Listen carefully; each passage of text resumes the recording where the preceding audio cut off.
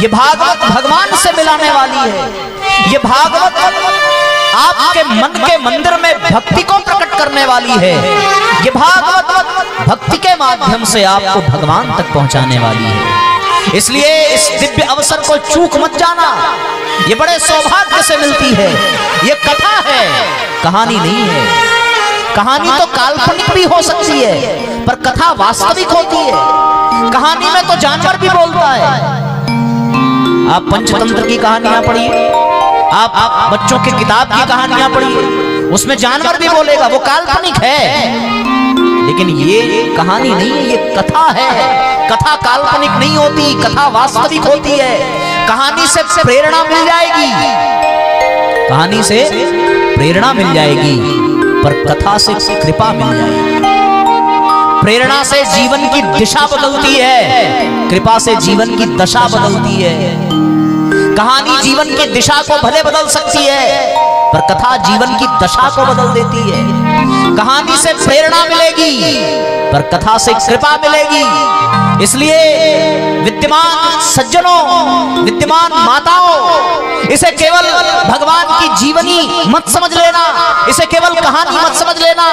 वो कहानी तो आपको घर में भी मिल जाएगी, पर कथा घर में नहीं मिलेगी। कथा तो आपको घर से बाहर निकलना पड़ेगा कथा में आने के लिए। कथा नदी के समान है और कहानी नल के टोटी के समान है। नदी में हमेशा निर्मल जल रहता है, पर नल की टोटी में निर्मल नहीं रहता। ठंड के मौसम में वो इतना ठंडा होगा कि उसे छूने की हिम्मत नहीं करेगा। गर्मी के दिनों में वो इतना गर्म होगा कि कोई उसे छूना नहीं चाहेगा। पर नदी का जल सदैव निर्मल रहता है। कथा नदी है, कहानी वो नल की टोटी है। तो फिर से कह दूं, कहानी से प्रेरणा मिल सकती है, पर कृपा तो भैया कथा में ही मिलती है। कहानी से दिशा बदल जाएगी,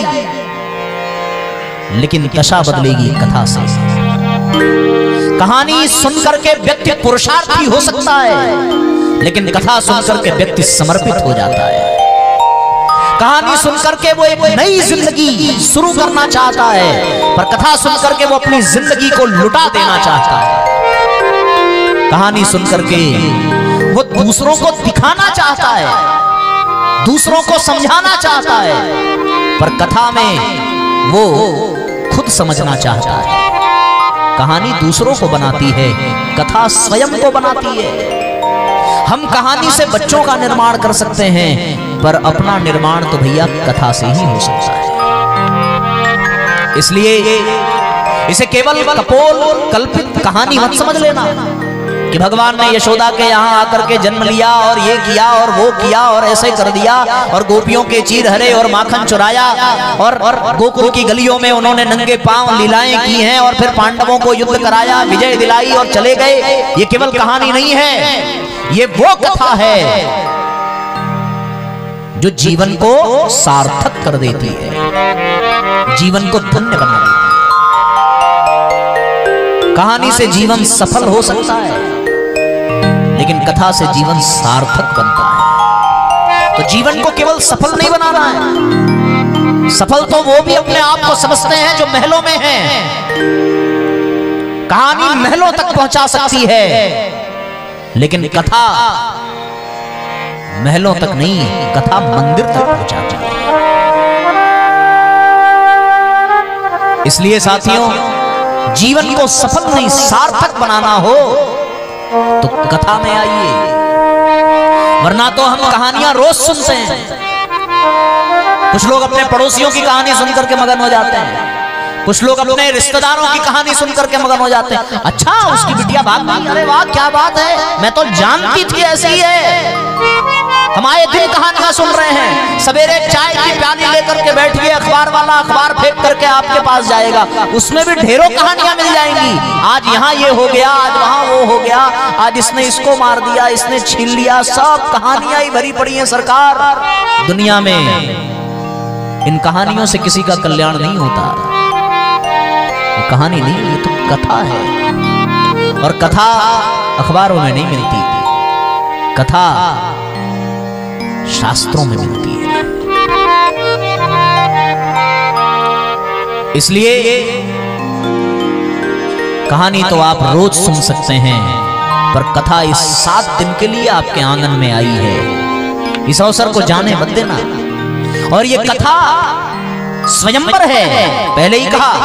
उसी प्रकार ये कथा कृपा का आधार है। और एक बात और मैं कह देता हूं कि ये कथा दर्पण है, शीशा। इसमें हम अपने आप को देखते हैं। होगा ना आप सबके घर में दर्पण? किसी का प्लास्टिक के फ्रेम में होगा, किसी का लकड़ी के फ्रेम में होगा। कोई बहुत पैसे वाला होगा तो वो सोने चांदी में मड़वा करके रखेगा। किसी का दर्पण किसी के सिंगारदान में होगा, किसी का अलमारी में होगा, किसी का बेड में होगा, और किसी का बाथरूम में भी होगा, वहां भी होता है। घर के हर मुख्य जगह पर वो दर्पण लगा करके रखता है। और अब तो मोबाइल में भी आ गया दर्पण, देख लो खोल करके अपने आप को। पर व्यक्ति जब दर्पण में झांकता है तो करता क्या है? वो ये देखता है कि मैं कैसा लग रहा हूं, है ना? और कहीं पर चेहरे पर कोई दाग हो तो उसे तुरंत मिटाने की कोशिश करता है। उस शीशे में, उस लकड़ी के दर्पण में तुम ये देखते हो कि तुम लग कैसे रहे हो। उसी प्रकार इस कथा के दर्पण में ये देखना पड़ता है कि तुम बन कैसे रहे हो। लगना और बनना दोनों में बड़ा अंतर है। रावण जब सीता का हरण करने आया तो वो साधु बना नहीं था, वो साधु लग रहा था। अगर साधु बन गया होता तो सीता का हरण न करता, सीता के चरणों में झुक जाता। पर वो साधु बना नहीं है, वो साधु लग रहा है। उसी प्रकार उस लकड़ी के दर्पण में हम स्वयं को देख करके ये देखते हैं कि हम लग कैसे रहे हैं। पर कथा के दर्पण में हम ये देखते हैं कि हम बन कैसे रहे हैं। कथा के दर्पण में देख करके पता चलता है कि हमारा जीवन सीता जैसा बन रहा है या शूर्पणखा जैसा बन रहा है। कथा के दर्पण में झांक कर व्यक्ति ये जान सकता है कि उसका जीवन राम जैसा बन रहा है या उसका जीवन रावण जैसा बन रहा है। वो बन कैसा रहा है, इस पर ध्यान देना है। होना, लगना कठिन नहीं है, बनना कठिन है। जो बन गया वो अपने आप लगने लगता है, और जो केवल लगने पर ध्यान देता है वो कभी बन नहीं पाता। जो डॉक्टर लगना चाहता है वो डॉक्टर बन नहीं पाता, पर जो डॉक्टर बनना चाहता है वो एक दिन डॉक्टर लगने लगता है। इसलिए भैया लगो मत, बनो। और बनने के लिए ये वाले दर्पण में झांकना पड़ेगा, इसकी पंक्तियों में अपने आप को निहारना पड़ेगा। जैसे उस दर्पण में देख करके अपने चेहरे की दाग को हम लोग कपड़े से रगड़ करके, पानी से रगड़ करके मिटाते हैं ना, उसी प्रकार इस कथा के दर्पण में झांको कि चरित्र के किस कोने में कौन सा दाग लगा है, और उसे भगवान के ही द्वारा, भगवान के ही दिए गए चरणामृत से उसे साफ करो, ताकि वो चरित्र उज्जवल बने, वो चरित्र प्रखर बने, वो चरित्र दिव्य बने। और तब जाकर के इस कथा के दर्पण में झांकना सार्थक हो जाएगा। फिर तुम सुंदर लगोगे नहीं, फिर तुम सुंदर बन जाओ। और तुम्हें देखने वाला कहेगा आहा कितने सुंदर लग रहे हो, पर तुम्हारी आत्मा कहेगी लग नहीं रहा हूं भैया, सच में हूं। मुझे अभी जब हम लोग वहां कक्ष में बैठे थे तो कोई एक महात्मा आए और आकर के उन्होंने कहा, मैं नाम तो नहीं जानता, उन्होंने कहा कि आपको देख करके बड़ा अच्छा लग रहा है, आप बड़े सुंदर लग रहे हैं। मैंने भी मन में ये सोचा कि अरे वाह, कथा सुंदर लगाती भी है और कथा सुंदर बनाती भी है। जो बन गया वो हमेशा लगेगा, और जो केवल लगने पर ध्यान देता है वो कभी कभी लगेगा। जैसे माताएं जब ब्यूटी पार्लर में जाती हैं, शादियों में, विवाहों में, तो वो थोड़ी देर के लिए लगती भर है, जैसे ही मेकअप उतरा उनका लगना बंद हो जाता है। वैसा वाला नहीं लगना है। लगने का मतलब अगर एक बार बन गए तो हमेशा लगोगे, और अगर ना बने तो फिर कुछ देर के लिए ही लगोगे। ये जितने भी प्रेम विवाह होते हैं वो प्रेम विवाह लगने के चक्कर में होते हैं। अगर वो बनने के चक्कर में होते तो वो कभी टूटते नहीं, लेकिन वो लगने के चक्कर में होते हैं। जब तक लगेंगे तभी तक वो अच्छे लगेंगे, क्योंकि विवाह से पहले वो केवल लगते अच्छे हैं, लेकिन वो ये भूल जाते हैं कि विवाह के बाद बिना मेकअप के भी देखना पड़ेगा। विवाह के बाद वो सुबह बिना ब्रश मंजन के भी चेहरा निहारना पड़ेगा। पड़ेगा। सवेरे जब वो सो के जगेगी अथवा जगेगा तो उसके आंख में कीचड़ भी हो सकता है। ये वाला दृश्य जब देखेगा तब याद आएगा कि अरे ये तो लग रही थी, ये थी नहीं। और इसी चक्कर में फिर प्रेम विवाह टूट जाता है।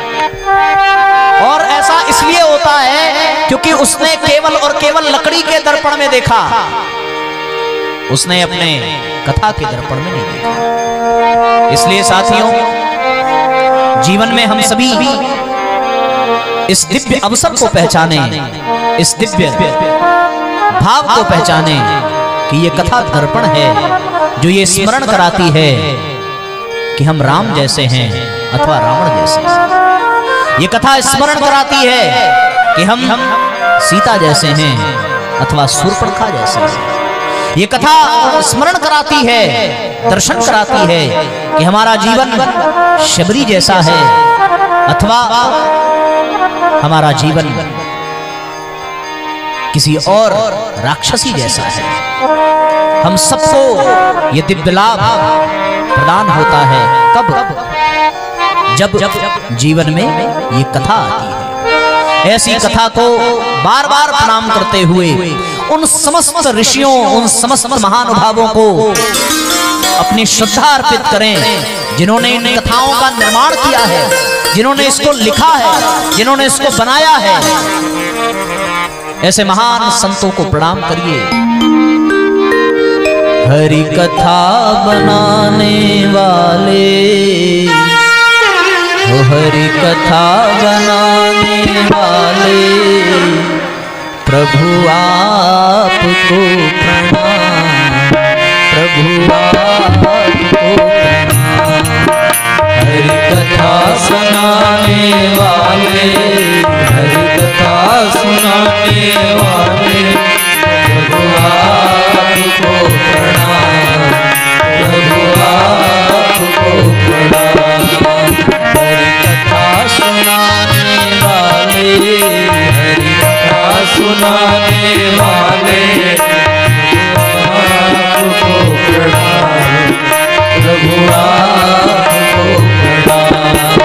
हमें हरि से मिलाने वाले, हमें हरि से मिलाने वाले, प्रभु आपको प्रणाम, प्रभु आपको प्रणाम, प्रभु आपको प्रणाम, प्रभु आपको प्रणाम।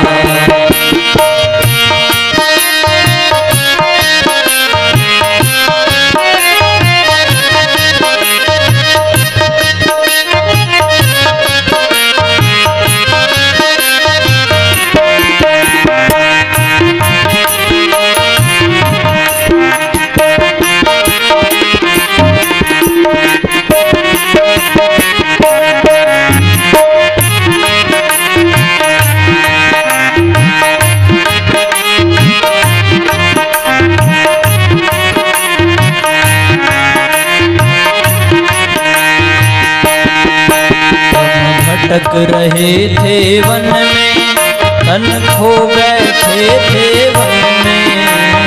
भटक रहे थे वन में, हम खो बैठे थे वन में। भटक रहे थे वन में, बल खो बैठे थे तन में। हम भटक रहे थे वन में, बल खो बैठे थे तन में। हम भटक रहे थे वन में, बल खो बैठे थे तन में। हम भटक रहे थे वन में, बल खो बैठे थे तन में।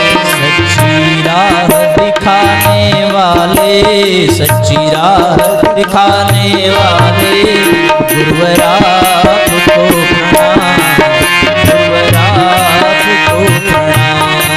सच्ची राह दिखाने वाले, सच्ची राह दिखाने वाले, गुरुवर आपको प्रणाम, गुरुवर आपको प्रणाम। हरि कथा सुनाने वाले, हरि कथा सुनाने वाले, गुरुवर आपको प्रणाम, गुरुवर आपको प्रणाम।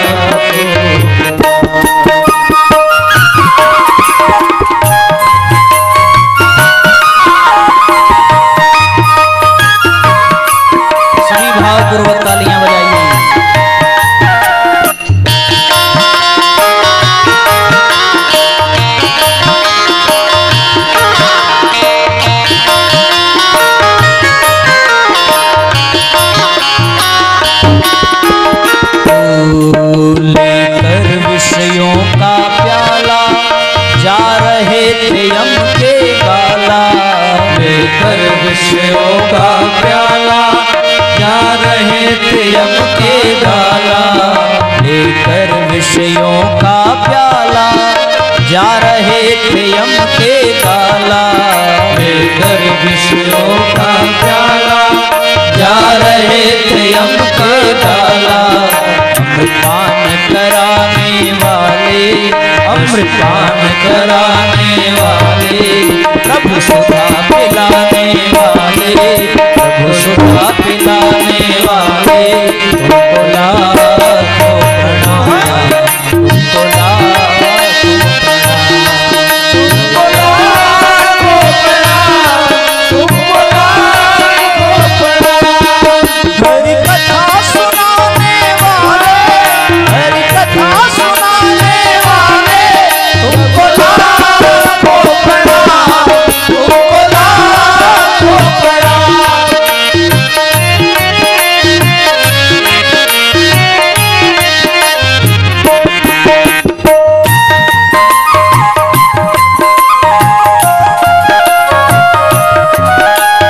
जय हो। दोनों हाथ ऊपर उठाइए, एक साथ तालियां बजाइए।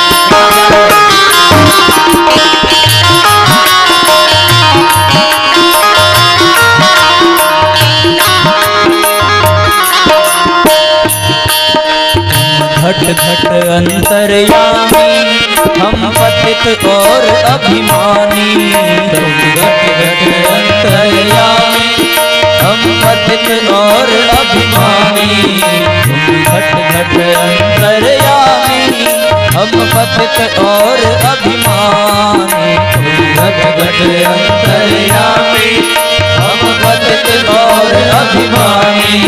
प्रभु दर्श कराने वाले, प्रभु दर्श कराने वाले, हरि दर्श कराने वाले, हरि दर्श कराने वाले, तुमको लाखों प्रणाम, तुमको लाखों प्रणाम, तुमको लाखों प्रणाम, तुमको लाखों प्रणाम।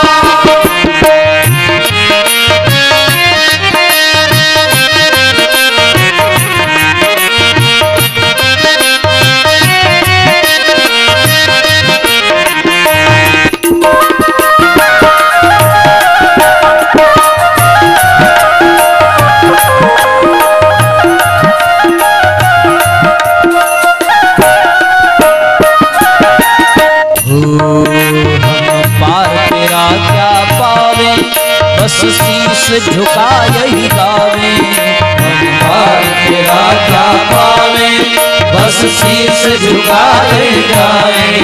हम पार तेरा क्या पावे, बस शीश झुका यही गावे, हम पार तेरा क्या पावे, बस शीश झुका यही गावे।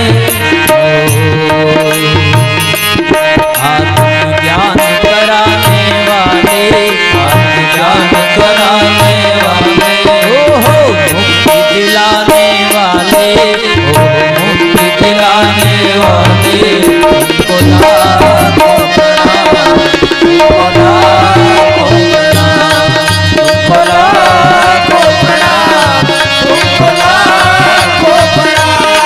हरि कथा सुनाने वाले, हरि कथा सुनाने वाले, तुमको लाखों प्रणाम, तुमको लाखों प्रणाम, तुमको लाखों प्रणाम, तुमको लाखों प्रणाम। हरि कथा बनाने वाले, हरि कथा बनाने वाले, तुमको लाखों प्रणाम, तुमको लाखों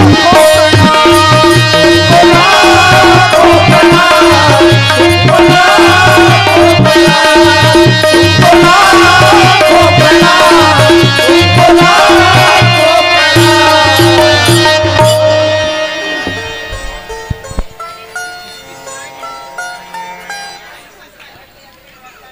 हटाई दीजिए, पकड़ लिया तो हमारा क्या होगा। उसको थोड़ा किनारे करके निकाल दीजिए, वरना तो पूरी थाली एकदम गर्म हो जाएगी। बोलिए भागवत भगवान की, बोलिए सियावर रामचंद्र की जय, बोलिए बांके बिहारी लाल की जय। आप लोग जय घोष बड़ा बढ़िया करते हो, एक बार सब अपने लिए जोरदार तालियां बजाओ। अरे बस करो, अपने लिए कम किया जाता है। मैं जब अभी प्रारंभ में आया था तो बड़ा घबराहट हो रही थी, क्योंकि सामने केवल बच्चे ही बच्चे थे और बड़ी भागा दौड़ी मची हुई थी, बड़ी अशांति दिख रही थी। तो थोड़ी मन में चिंता हुई कि हो पाएगा कि नहीं हो पाएगा, पर आप लोगों का सहयोग और भगवान की कृपा बहुत सुंदर तरीके से हम लोग चल रहे हैं। आनंद आ रहा है ना, बहुत बढ़िया, धन्यवाद आप सबका। तो अब थोड़ा थोड़ा, अभी तो गला गर्म होना शुरू हुआ है, अभी तो शुरुआत है ना।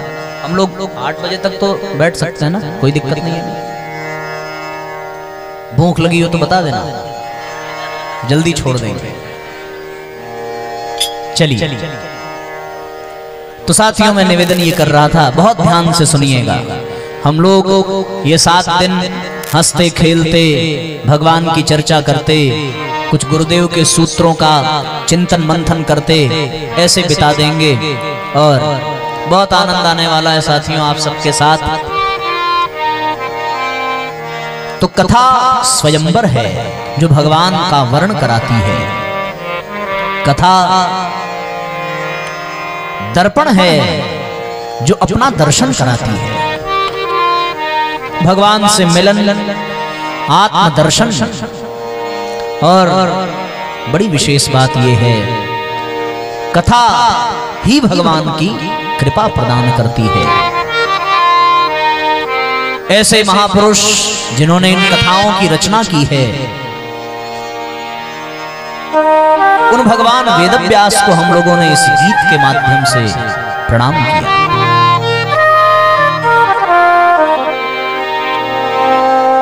समस्त शास्त्रों पुराणों के रचयिता भगवान वेदव्यास ने ये कथा लिखी, क्यों लिखी, इस कथा को किसने सुनाया, किसने सुना, कहां से ये चल करके आई, इन सभी विषयों पर हम लोग चिंतन करें।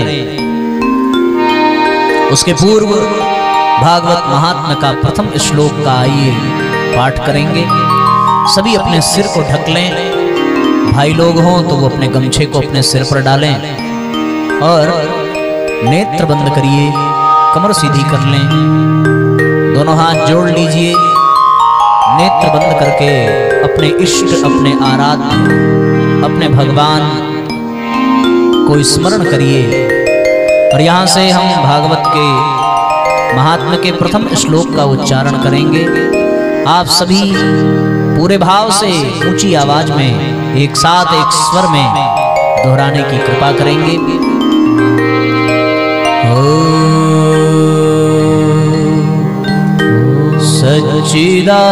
सच्चिदानंद रूपाय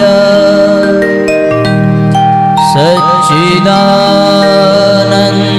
रूपाय विश्वोत्पत्त्यादि हेतवे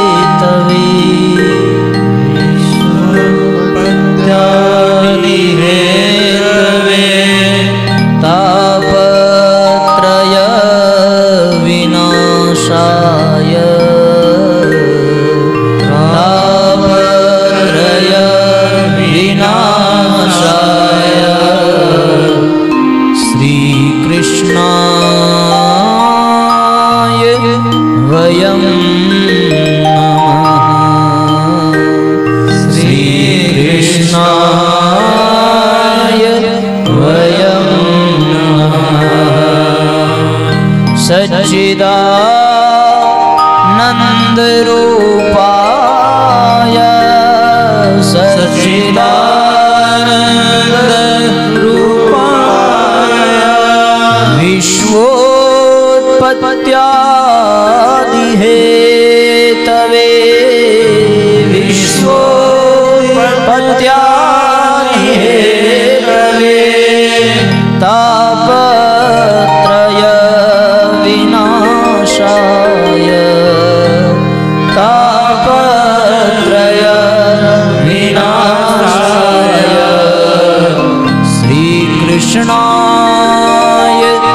वयं नमः। श्री कृष्ण